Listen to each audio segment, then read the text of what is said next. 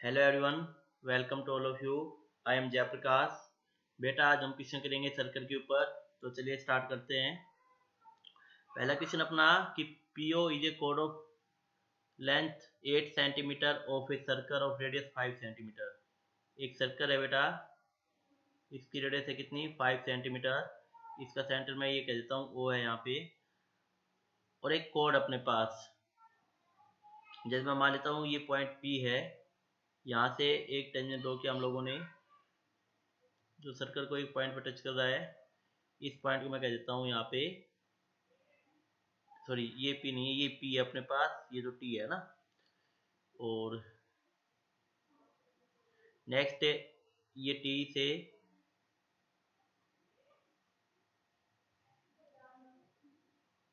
हमने एक टेंजेंट और ड्रॉ किया जो इसको टच कर रहा है बेटा क्यू पे। ये पॉइंट टी है यहाँ पे। फिर क्या किया नेक्स्ट में, हमने ज्वाइन करवा दिया पी क्यू को। इस टाइप से एक स्ट्रेट लाइन आएगी अपने पास, पी क्यू को ज्वाइन करवाया मैंने। फिर ये क्या कह रहा है कि find the length of TP. आपको टीपी लेंथ बतानी बेटा, ये लेंथ मैंने एक्स मान लिया, पे ये लेंथ बतानी है आपको। इसके लिए मैं क्या करूंगा, मैं टीओ को ज्वाइन करवा देता हूँ, ज्वाइन टीओ। ठीक है जी। और मैं क्या करता हूँ, पीओ को भी ज्वाइन करवा देता हूँ और ओके को ज्वाइन करवा देता हूँ। ये सेंटर होगा अपना। अब ये गिवन क्या है कि जो लेंथ है कोड की, पी क्यू की जो लेंथ है बेटा वो 8 सेंटीमीटर है। मैं मान लेता हूँ जब मैंने टीओ को ज्वाइन करवाया तो इसने इसको एम पे कट किया, ये पॉइंट एम मान लिया। और यहाँ पे जो एंगल बनेगा बेटा 90 का बनेगा, क्योंकि सेंटर से आपको पता है कोड के ऊपर 90 का एंगल बनता है। तो लिख देना O M perpendicular to P Q, O M perpendicular to P Q. And also ये भी आपको पता है कि जो इन दोनों की लेंथ होगी किसकी बेटा, पी एम की और एम क्यू की, वो इक्वल होगी। और किसकी इक्वल होगी बेटा, वो पी क्यू की हाफ की इक्वल होगी। तो यहाँ पे कितना आ जाएगा, P M is equal to M Q is equal to P Q है बेटा 8, तो 8/2 4 सेंटीमीटर की इक्वल आएगी। तो कहने का अर्थ है ये भी 4 सेंटीमीटर है, नीचे वाली 4 सेंटीमीटर है। रेडियस कितने बेटा 5 सेंटीमीटर। तो मैं किस ट्रायंगल बात कर लेता हूँ, P M O. In triangle P M O में हम राइट एंगल ट्रायंगल यूज करेंगे क्योंकि 90 एंगल है। तो पी ओ का square hypotenuse square is equal to P M का स्क्वायर प्लस एम ओ का स्क्वायर, ये लिखेंगे हम लोग। तो 5 का स्क्वायर इज इक्वल टू 4 का स्क्वायर प्लस एम ओ का स्क्वायर। तो एम ओ का स्क्वायर निकालते हैं तो 25 माइनस के 16 is equal to M O का स्क्वायर। तो यहाँ से एम ओ की वैल्यू कितनी आएगी बेटा अपने पास, एम ओ स्क्वायर आ जाएगा यहाँ से अपने पास 9, तो एम ओ की वैल्यू आ जाएगी 3। तो हमें क्या पता चला, ये जो लेंथ है बेटा 3 सेंटीमीटर है। इतना होने के बाद अब हम क्या करेंगे, लेट कर लेंगे टी एम को Y. Let T M is equal to Y. देखो मैं मान चुका हूँ कि let T P is equal to X, ये जो मैं पहले मान चुका हूँ। एंड टी एम को मैं वाई मान लूंगा। टी एम को क्या मान लिया मैंने, वाई मान लिया। अब देखो, अब ये बताओ क्या टी एम पी एक राइट एंगल ट्रायंगल है या नहीं है, ये वाली ट्रायंगल टी एम पी। तो मैं यहाँ पे यूज करता हूँ राइट एंगल ट्रायंगल। तो in right angle triangle T M P, in right angle triangle T M P, ये T M P right angle triangle है। तो 90 के सामने टीपी है, तो टीपी का square is equal to T M का स्क्वायर प्लस एम पी का स्क्वायर। तो टीपी कितना है बेटा अपने पास, एक्स है, तो एक्स का square is equal to Y square plus 4 का स्क्वायर। और 4 का स्क्वायर हो जाएगा 16। इसके क्वेश्चन नंबर फर्स्ट कर देता हूँ मैं। अब एक राइट एंगल ट्रायंगल और दिखेगा आपको, और वो कौन सी है बेटा, टी पी ओ। ये भी ट्रायंगल 90 का बनेगा अपने पास। कौन सी दिखेगा आपको, टी पी ओ। मीन्स ये जो एंगल है ये सेंटर से टेंजेंट पे जो एंगल बनेगा रेडियस के थ्रू 90 का बनेगा ना। तो आप क्या लिखोगे, in triangle T P O, in right angle triangle T P O, in right angled triangle T P O. ये टी पी ओ की मैं ध्यान से बात करूँ तो है क्या, देखो टी पी ओ में टी ओ का स्क्वायर, सामने वाला हाइपोटेन्यूज क्या आ जाएगा टी ओ। टी ओ का square equal to T P का स्क्वायर प्लस पी ओ का स्क्वायर। टी ओ का square is equal to T P का स्क्वायर प्लस पी ओ का स्क्वायर। वैल्यू रखते हैं हम लोग। तो अपने पास टी ओ कितना है y प्लस थ्री। देखो ये कंप्लीट लाइन ध्यान से कि यहाँ तक ये कितनी जाएगी बेटा y प्लस थ्री हो जाएगी। तो y प्लस थ्री का square is equal to X square plus five का स्क्वायर। तो y प्लस थ्री का square is equal to X square plus five का स्क्वायर। इसको हम सो कर लेते हैं तो हो जाएगा बेटा वाई स्क्वायर प्लस के नाइन प्लस के six Y is equal to X square plus के 25। क्या अपने पास वाई स्क्वायर की वैल्यू है या एक्स स्क्वायर की वैल्यू है? एक्स स्क्वायर की वैल्यू है बेटा वाई स्क्वायर प्लस 16। तो यहाँ पे पुट कर देंगे एक्स स्क्वायर की वैल्यू फ्रॉम फर्स्ट। तो वाई स्क्वायर प्लस के नाइन प्लस के six Y is equal to Y square plus के 16।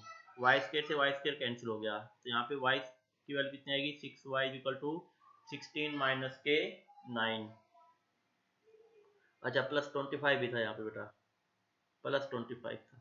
ठीक है जी, ये 25। तो एक्स की वैल्यू कितनी है? वाई स्क्वायर प्लस 16 और प्लस 25 ऑलरेडी था। तो कितना जाएगा बेटा? ये जाएगा 16 प्लस 25 माइनस के 9। यहाँ से 6y की वैल्यू आ जाएगी अपने पास। देखो 16 माइनस के 9 7 32 32। तो y की वैल्यू कितनी जाएगी बेटा? 32 अपॉन 6 32 अपॉन 6 3 16/3। तो y की वैल्यू आ गई अपने पास 16/3। लेकिन हमें तो x की वैल्यू चाहिए, तो इसको कहाँ पे पुट कर देंगे? फर्स्ट में पुट कर देंगे। तो इन पुट इन फर्स्ट। तो x square is equal to Y square plus 16। X square is equal to Y square plus 16। जहाँ पे पुट करेंगे तो 16 का स्क्वायर बाई 3 प्लस के 16। इसको सोल्व करने के लिए मैं क्या कर लेता हूँ? 16 कॉमन ले लेता हूँ। तो 16/3 प्लस के 1 आ जाएगा। देखो 16 यहाँ पे ना, तो 16 कॉमन ले लिया मैंने। तो अंदर कितना आएगा? 19/3। तो हो जाएगा 16।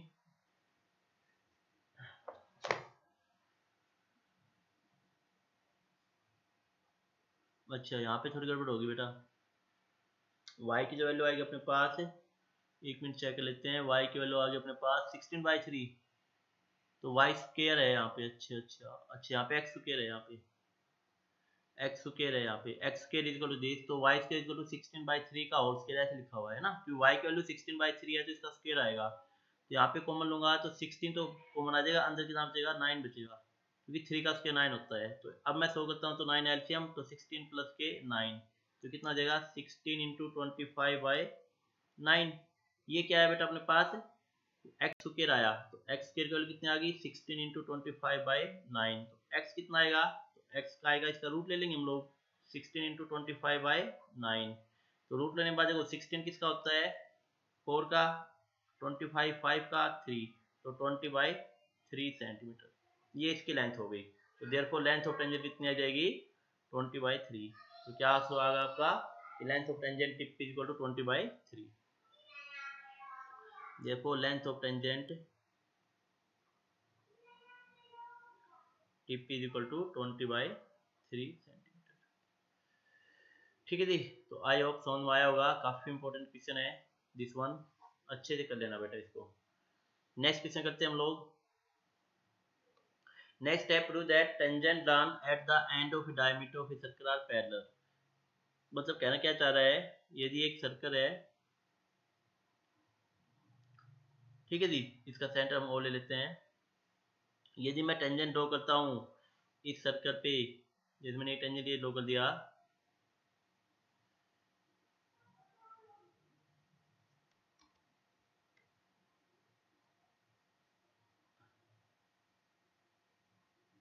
और एक मैंने टेंजेंट ये ड्रॉ कर दिया बेटा,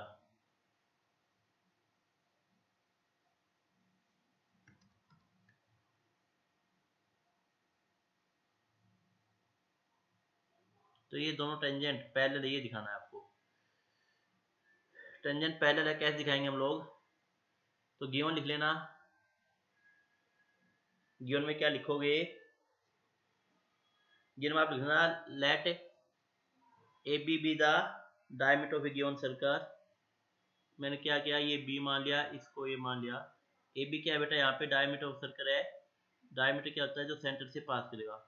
ए B the diameter of circle. A B क्या मान लिया मैंने? डायमीटर ऑफ सर्कल मान लिया। Let P Q and R S be tangent. ये पी क्यू सॉरी ये P और ये Q और ये R और ये S. Let PQ be the tangents to the circle. Let PQ and RS be tangent to the circle. ठीक है जी, ये सर्कल के ऊपर मैंने टेंजेंट मान लिए. अब आपको क्या करना है कि लिखना है टेंजेंट टू द सर्कल. दो टच करने हैं सर्कल को A एंड B पे. ठीक है जी, ज्वाइंट AB. ठीक है जी, तो आपको प्रूव करना है आपको प्रूव करना है कि PQ parallel to RS. PQ parallel to RS prove करने के लिए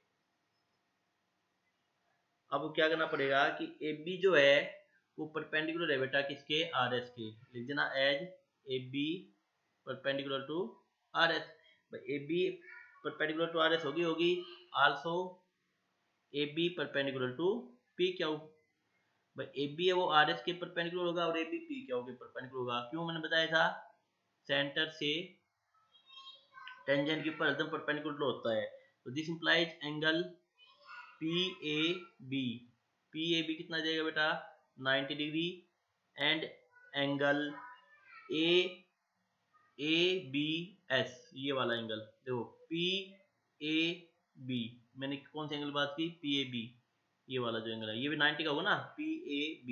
इसी तरह ABS, ये दिस वन एंगल ABS. तो angle ABS is equal to 90 degree. अब आप पता है कि दिस इंप्लाइज कि angle PAB is equal to angle ABS दोनों इक्वल होंगे. क्यों होंगे, बाय अल्टरनेट इंटीरियर एंगल. भाई दोनों इक्वल होंगे ना, ये एंगल और ये एंगल इक्वल हो गए. तो इसका अर्थ क्या हो जाएगा अपने पास, भाई PAB और ABS हमने इक्वल कर दिए. इसको यहाँ पे मत लिखना बाय अल्टरनेट इंटीरियर एंगल. देखो क्योंकि हमने PAB और ABS इक्वल कर दिए. PAB और ABS हम लोगों ने क्या कर दिए, इक्वल कर दिए. तो इक्वल होने के बाद अब आप क्या लिखोगे, therefore PAB is equal to ABS, therefore PQ parallel to RS because alternate interior angles are equal. क्योंकि अल्टरनेट इंटीरियर एंगल इक्वल है ना, alternate interior angles are equal, इसलिए आप क्या लिखोगे कि PQ is parallel to RS. कुछ नहीं था, सिंपल सा लॉजिक है बेटा. आपने टेंजेंट पहले दिखाने हैं, सेंटर से पास कर रहा है तो PAB और ABS ये दोनों एंगल 90 के होंगे, इक्वल होंगे. और यदि दोनों एंगल इक्वल हो गए 90 के होने बाद तो आपको क्या दिखेगा कि PAB और ABS इक्वल है. तो इसका अर्थ क्या है कि PQ पैरेलल टू RS. क्यों, क्योंकि ये अल्टरनेट इंटीरियर एंगल से हम प्रूव कर देंगे इसको, क्योंकि ये अल्टरनेट इंटीरियर एंगल है. दिख रहे हैं आपको, अपोजिट एंगल है ये एंगल और ये एंगल. आई होप आपको समझ में आ गया होगा. और आज हम इतना ही करेंगे बेटा, नेक्स्ट वीडियो में और क्वेश्चन करेंगे सर्कल के ऊपर. तो चैनल को जरूर सब्सक्राइब कीजिए, नहीं किया है तो. Thank you for watching my video. Have a nice day.